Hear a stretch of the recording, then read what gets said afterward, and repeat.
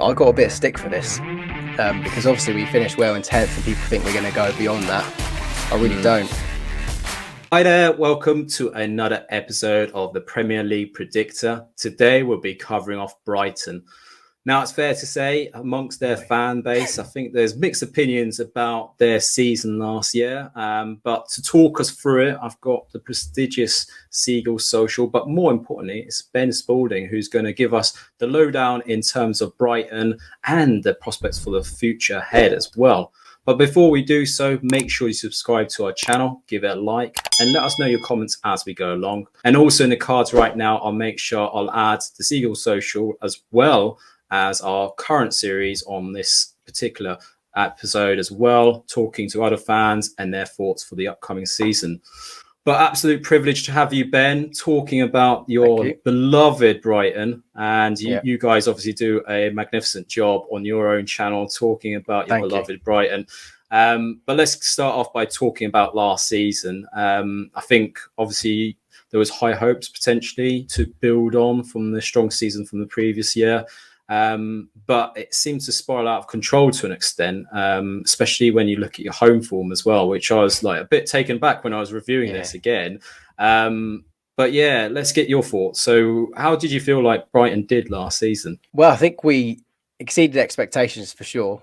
When we beat Burnley, we conceded in like the 3rd minute of our season against Burnley. I think Tarkowski scored from a corner. We're like, here we go. But yeah, somehow we turned it around in the second half. McAllister and Mope. And then after the game, McAllister was like, we're aiming for a top 10 finish. And all the Brighton fans were like, whoa, God, there's someone that we don't know. And obviously they've been working hard in pre-season and they proved a lot of people wrong. And yeah, they really, really smashed it. There are 2 grey periods in the season that people don't really talk about. I think we went before January, went like 11 games without winning, but drawing every game, getting all the late winners, which kind of made it look a lot prettier than it was. And then after that, I think we had a few decent games, beat Everton, the first game of 2022. And then, we had another horrendous run. I think we lost 6 on the bounce. And just makes you think if we didn't have those awful periods where we could have finished. We think we finished 2 or 3 points of the Europa Conference League, which would have been crazy if we got that.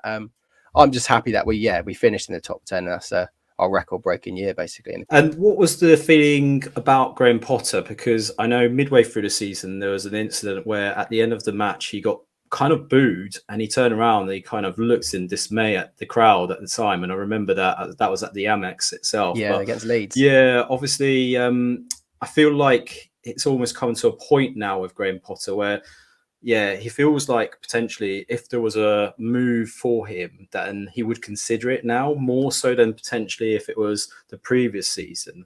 I mean, what's your thoughts on Graham Potter overall? Firstly, let me clear up the Leeds thing. I think that was like a pocket of Brighton fans in quotation marks.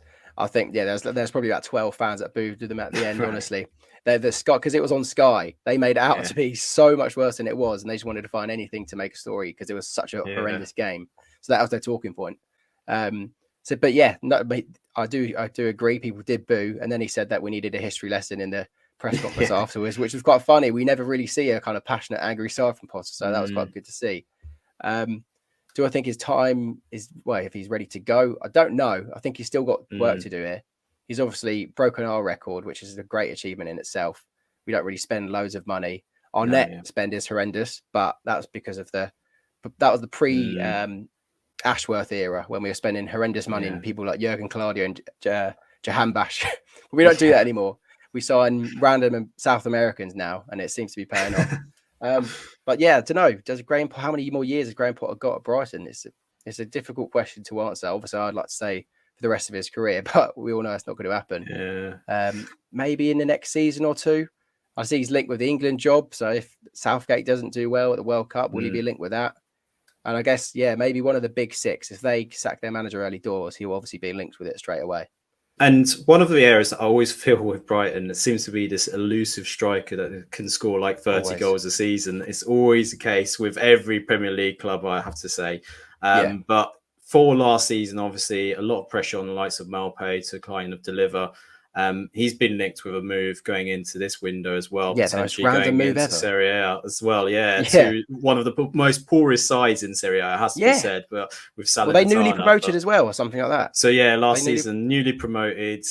They were co-owned, but at the time by the Lazio owner as well. So he had to sell his share of the club, and it's now taken over by someone who is a supporter of the club. But yeah, magically, he's got lots of money to spend. He's got this magic money tree. It'll be interesting to see what he can do with it. But again, Maupay, I feel like even from when he was playing for Brentford, he wasn't that prolific. He seemed to be on the end of stuff. What do you think Brighton need to do? Do they really need to strengthen in that area? We do, but yeah, I do get brought down to earth quite a lot. I'm saying, well, what if we had a 20-goal season striker?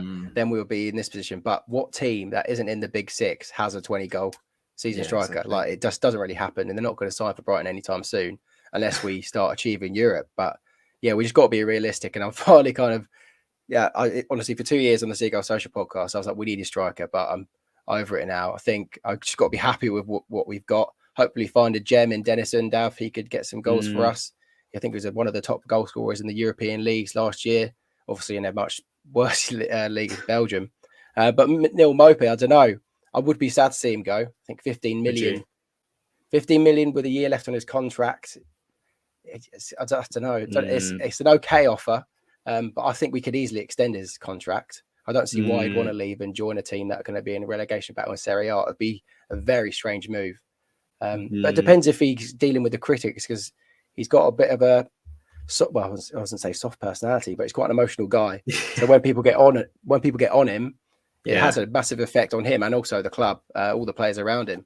Potter said that when Maupay's down, it has an effect on the other players. So I think Brighton fans are starting to learn how to deal with him and just be on his good side. If he misses a few sitters, just let him be. He missed. He skied a penalty over the bar against Norwich towards the end of the season. I don't think anyone talked about it too much. We just thought, don't say anything. Just let him do it himself, and he'll get some goals here and there. He always managed to get like 9 or 10 goals a season, which is what more from him, really. Well, other than the really obvious sitters, like he scores the bangers, scores worldies, but it doesn't put away the easy ones. No, if anything you're going to miss from him, it's him winding up opposition fans, in particular Arsenal and Crystal Palace fans. So it seems to be one of the kind of traits he's got to him. Yeah, exactly. Yeah, so that would be useful. What about your shout-outs in terms of players for last season? Who would you call out as kind of the players that maybe you feel like stand out for Brighton, but also could make a name for them this season?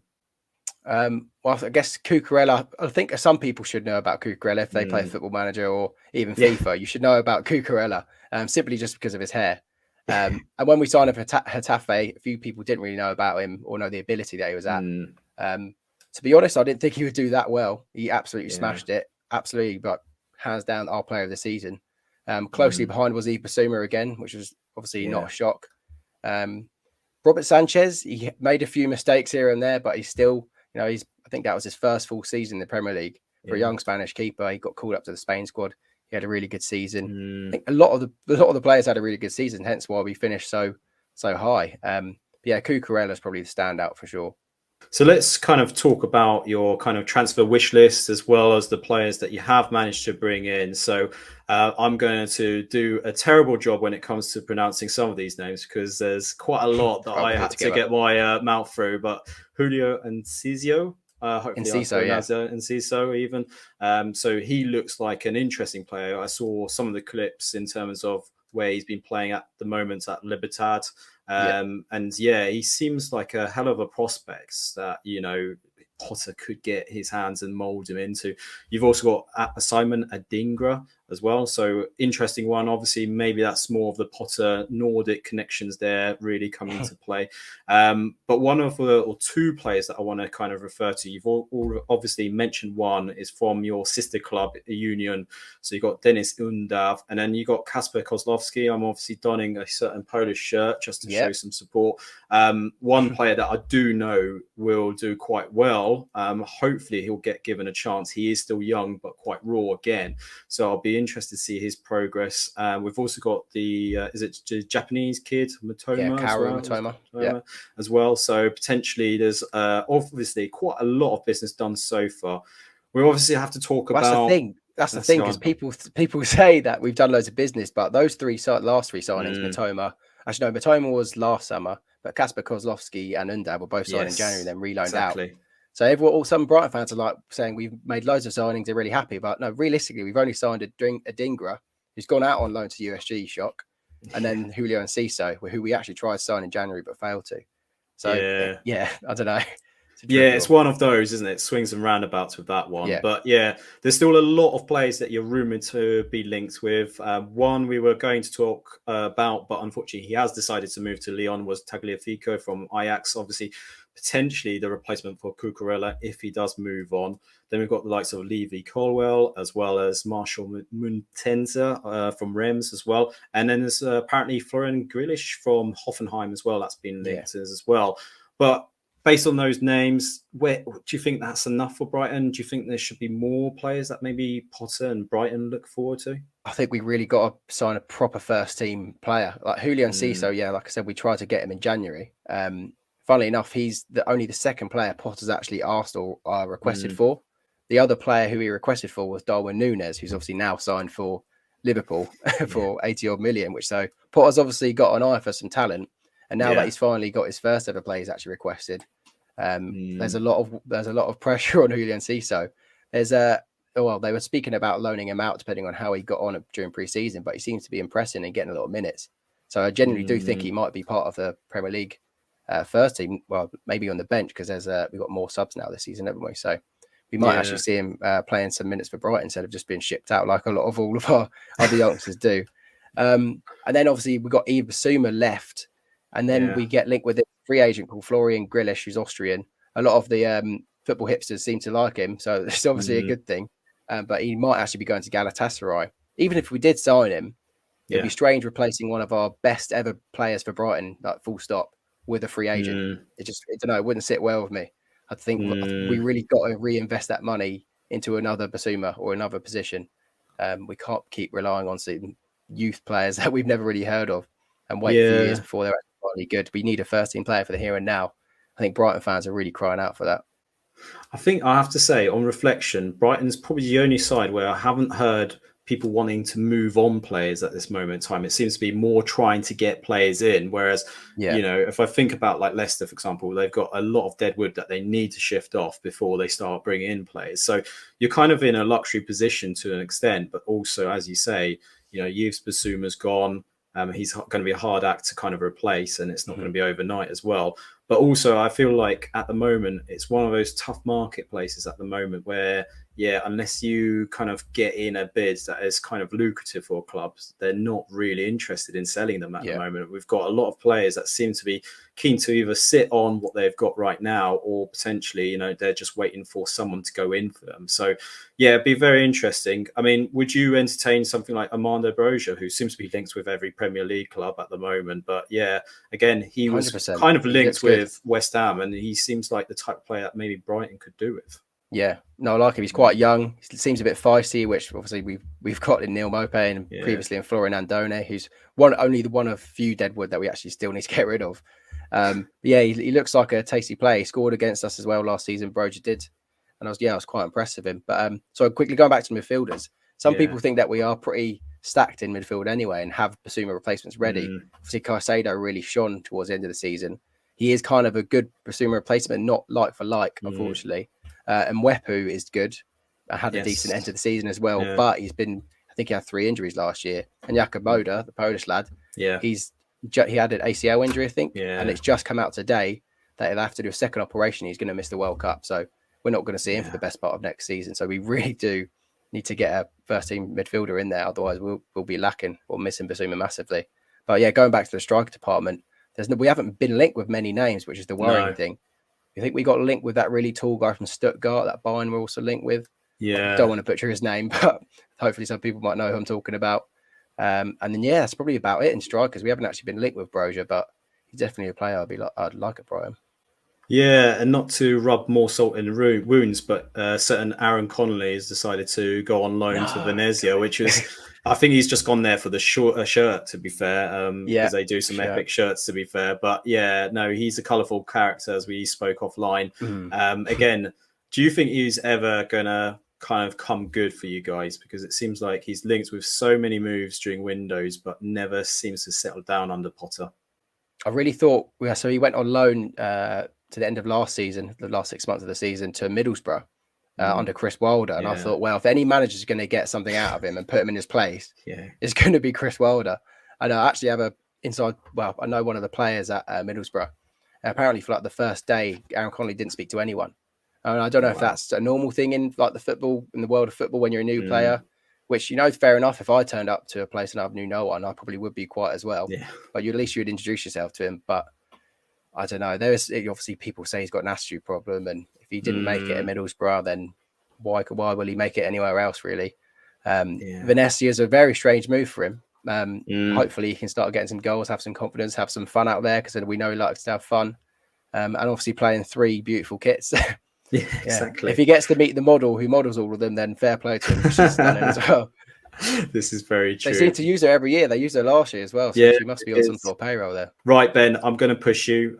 So give you the difficult task of trying to predict where Brighton would end up. And we'll just caveat this by saying we are recording on the 20th of July. So no one shoots you down in terms of predictions. But more importantly, let's just assume the window is closed as it is. You've got the players that you are going to go into the season.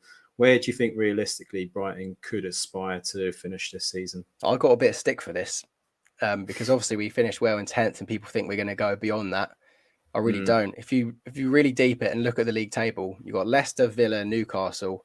I used to say Everton, but I've said what they're like in pre-season, so I'll take them out. Yeah. But those 3 teams are going to do so much better than they did last year. Leicester don't have the problem of it competing in Europe and the Premier League, so they'll do a lot better. Villa just obviously pumping way more money into it and made a brilliant signing, Kamara from Marseille, I think it was. And Newcastle, we know how much money they've got. Yeah, exactly. And Eddie Howe's done a pretty good job there. Obviously, with the money helps as well, but he has. Yeah. So those 3 teams will do a lot better. And if you subtract Brighton's placed by 3, I think we finish 13th, right? We finished 10th last season, did we? 10th or 9th last year? I should know. That. Yeah, I think you did, really Yeah. So my answer is 13th. My answer is 13th in the Premier League. Yeah, definitely. I think you do enough in terms of quality across the whole team to kind of sustain a mid-table finish, definitely. And I'd say you're probably the higher end of that mid-table kind of finish. But yeah, I think for Brighton fans, the most important thing would be finishing above Palace, right? So I think that's the most important thing for the season. Finally did. I think we beat their points record and done it and beat their beat their points record? I beat them the highest finish in the table. I think quicker than them anyway. So we got one up on them finally this year. Not only finishing above them for the first time in what feels like forever. Great stuff. Well, viewers, what do you think? Do you agree with Ben? Let us know in the comments below. But many thanks to you, Ben, for giving us your expertise on Brighton. And for now, thank you, and we'll see you at the next episode.